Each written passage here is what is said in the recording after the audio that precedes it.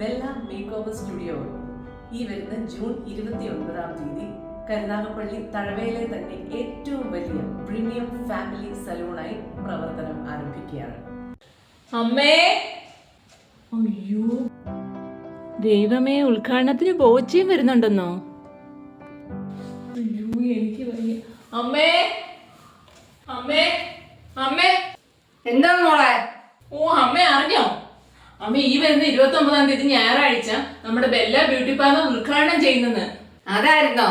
മനുഷ്യനങ്ങ് പേടിച്ചു പോയല്ലോ. അതിന് ഞാൻ എന്താ വേണം? എന്താന്നോ? ഉദ്ഘാടനം ചെയ്യുന്ന ആരാണെന്ന് അറിയാവോ?